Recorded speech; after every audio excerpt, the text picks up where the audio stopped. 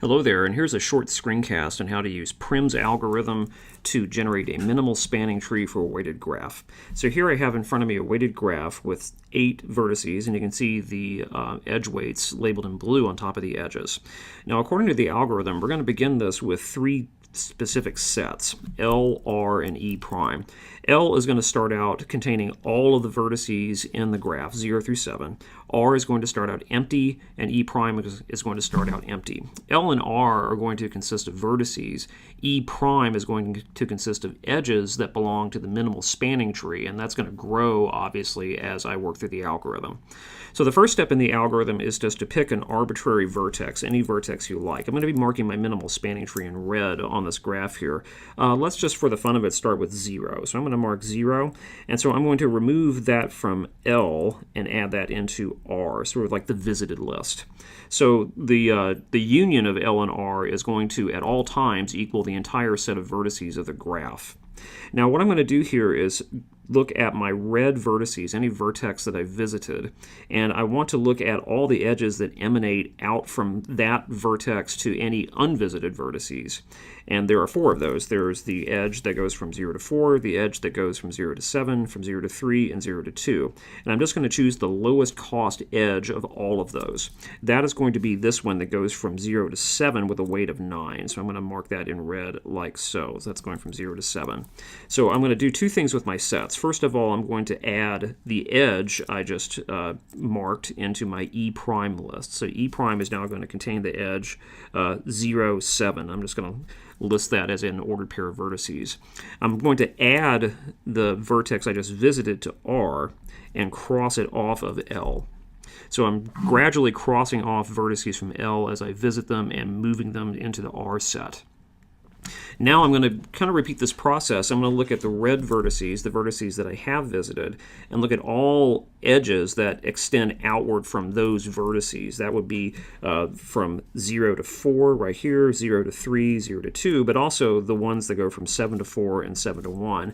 And of all those vertices, all those 5 edges, I'm going to choose the one that has the lowest cost. If there's a tie, I can just choose arbitrarily. Right now, I guess I needed to include the edge from 7 to 3 as well, because that's clearly the lowest cost. It's 5. So I'm going to add that edge and that vertex. And so, in keeping with my algorithm, I'm now going to add the edge that goes from 3 to 7. It has a weight of 5. And I'm going to add the vertex into my, or cross 3 out of the L list and add it to the visited list. As you can see, we're eventually going to visit every vertex on the graph, hopefully, otherwise this is not a minimal spanning tree. And so L is going to dwindle down to the empty set. And we're going to continue this looping process of checking vertices and looking for lowest cost edges until L goes empty. So let's continue this process. Now I have 3 vertices that are marked, and I want to look at all the edges that bridge outward from them into unvisited vertices. That's going to rule out one particular edge in this crank of the algorithm. But let's see which ones we need to check. I would need to check this edge from 0 to 2, this edge from 0 to 4, this edge from 7 to 4, this edge from 7 to 1, this edge from 3 to 5, but not this one from 0 to 3, because it would create a cycle. It's not bridging the red vertices to the non-colored vertices. So any edge that would not go from the red vertices, the ones that have been visited, to the ones that have not been visited, is going to be immediately just forgotten about, because that would create a cycle if I added it. Now, of all those vertices that I just marked, it looks like the lowest cost one is this one from 1 to 7, this guy right here, and that's got a cost of 8. So I'm going to add that vertex, remove the vertex 1 from my list, because that was the one I just marked, add it to the R list, and then also add the edge to the E prime list. So that is the vertex from 1 to 7, and that had a weight of 8. Now I'm going to continue this process. I want to look at all the edges that extend, that bridge from the colored vertices, the 4 colored vertices that I have, to the non-colored vertices. And so that gives me a few options here. Of the ones that are available to me at this point, the cheapest one is the one that goes from 3 to 5. This guy right there, from 3 to 5, has a weight of 9. So I'm going to cross 5 off the list, add it to R, and then throw in this edge. That's from 3 to 5 with a weight of 9. Now let's continue the process because L is not yet empty, although it's getting there. Now of there's only 2 vertices that I can possibly visit at this point, 4 and 2. Of the edges that extend from the colored vertices, the visited vertices, to the unvisited vertices, the cheapest one is from 0 to 4. That's this one right here with a cost of 12. So I'm going to add 4, or remove it from here, add it to here, and then add the edge that I just created that goes from 0 to 4. It has a weight of 12. And now the algorithm is going to complete here in just 2 more steps. There's only 2 unvisited vertices, and they're quite separated from each other. The lowest cost path from a colored vertex to a non-colored vertex is this one from up to 6, from 4 to 6. It has a weight of 5, so I'm going to cross off 6, add it to here, and then also add the edge from 4 to 6.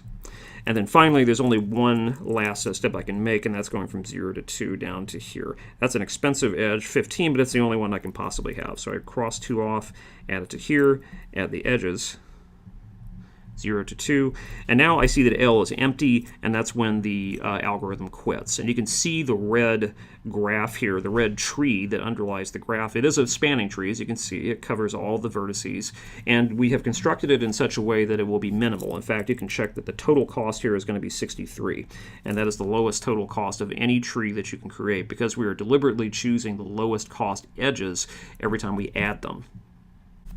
So I'm going to do another run of Prim's algorithm just to show you that if you choose a different starting vertex, you're going to end up with, if not the same spanning tree, then certainly a spanning tree that is also minimal, that will also have a cost of 63. So I'm going to quickly go through a process here where I'm going to choose a different spanning tree. I'll mark it off in green this time. So let's start at vertex number 1 instead, so over here in the top left corner. So I'm going to begin by crossing 1 off the L list, adding it to here, and let me just kind of circle it so we can see there. I'm going to add that vertex.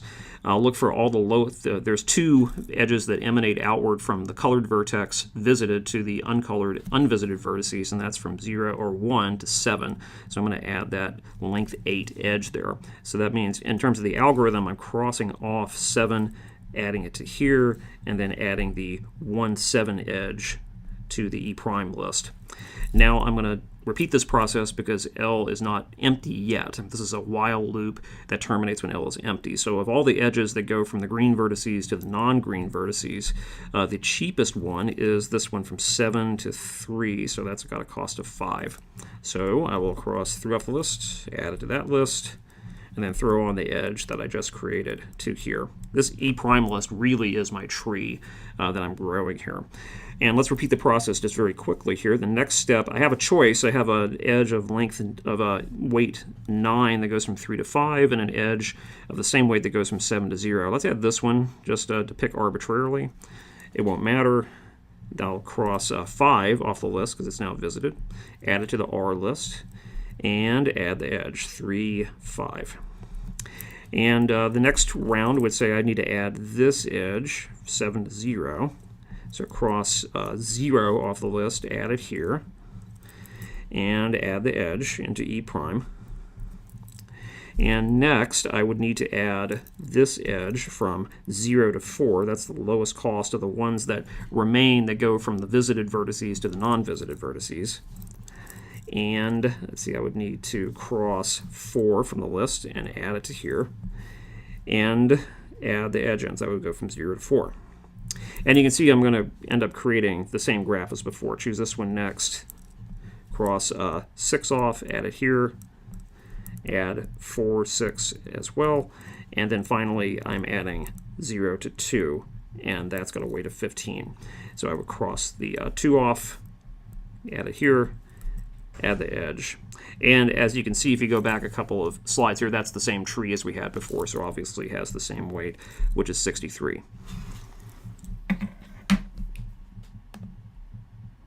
So I'd like to end the screencast off with just a word about how this can be done in Sage. Here I am in a local Sage notebook, and you can do this in a Sage Math Cloud notebook as well. And off camera, you don't see this, but I've defined G to be the graph that we just played with in the previous portion of this video as an edge list. So every edge is an ordered triple that consists of the two vertices that the edge joins along with its weight. So for example, this edge here from 0 to 2 would be represented as the triple 0, 2, 15. Anyway, I've defined G to be the graph defined by that edge list, and we've discussed how to do that elsewhere in the course. And I've just typed g.show with the edge label set to true so we can have a look at the graph again. Now, in order to get Sage to give us the minimal spanning tree for this graph, I have to do a couple of things, one of which is a little mysterious. This line here down on this particular Sage cell says weight equals lambda e colon e bracket 2 bracket. What this is a little function that tells Sage how to figure out the weight of each edge. It does not natively know how to do this, even if you give the edge weights as part of the ordered triple you use to define the graph. So you don't necessarily have to know how this works, but we're going to need to type this in. Weight equals lambda e colon e bracket 2. Again, what this is doing, lambda is a way of defining a function kind of on the fly in Python, and therefore in Sage as well. And it's saying when I plug in an edge e, I want to return e of 2, and that's actually the third component of the edge as defined in the edge list. That would just give me the weight back. So this is going to tell Sage that if you want to know what the weight of edge E is, do this. And so the minimal spanning tree can be calculated using a method that's native to Sage called min spanning tree. Here you can see I've defined T to be equal to G dot min spanning tree. And this takes two arguments, the weight function, so weight underscore function equals weight. So I have to tell Sage how to determine what the weights are for each edge. And then the second argument, and this is optional, but I'm going to use it here, is you can specify the algorithm you use to find the minimal spanning tree. Here I'm setting the algorithm equal to prim edge, and that's what Sage knows as Prim's algorithm. That's what we call just straight Prim's algorithm. It's called prim edge in Sage. So if I execute that code, nothing's going to show up because I just had it execute in the background. But if I ask Sage what T is now, it's going to spit this back at me. And that is the edge list for the minimal spanning tree. And you can see that those are the edges that we added to the graph